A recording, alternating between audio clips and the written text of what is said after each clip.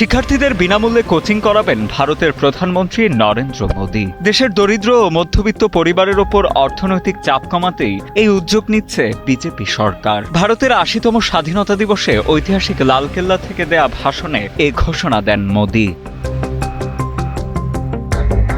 ভারতীয় সংবাদ মাধ্যম এনডিটিভির এক প্রতিবেদন বলছে, বিভিন্ন প্রতিযোগিতামূলক পরীক্ষার প্রস্তুতির ক্ষেত্রে পরিবারগুলোকে যেন মোটা অঙ্কের টাকা খরচ করতে না হয়, সে লক্ষ্যেই এই সিদ্ধান্ত।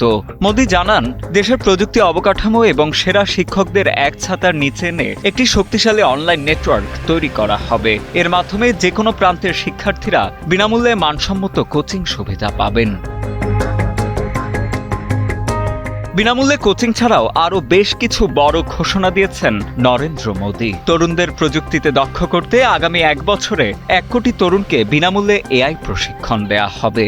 এছাড়া ২০৩৬ সালের অলিম্পিক আয়োজনের লক্ষ্য সামনে রেখে ৫ থেকে ১৫ বছর বয়সী শিশুদের মধ্য থেকে নতুন অ্যাথলেট খুঁজে বের করতে শুরু হচ্ছে দেশব্যাপী বিশেষ প্রোগ্রাম। সেই সঙ্গে ভারতে সেমিকন্ডাক্টর বা চিপ উৎপাদনে আগামী ৭-৮ বছরে তৈরি হবে আরও ৫ থেকে ৮টি নতুন কারখানা। আর ২০৪৭ সালের মধ্যে ১০০ গিগাওয়াট পারমাণবিক বিদ্যুৎ উৎপাদনের লক্ষ্য নির্ধারণের পাশাপাশি গঠন করা হবে একটি আধুনিক সিভিল ডিফেন্স ভলান্টিয়ার ফোর্স। সাদিদা আনিল, ডেস্ক রিপোর্ট, সময়ের আলো।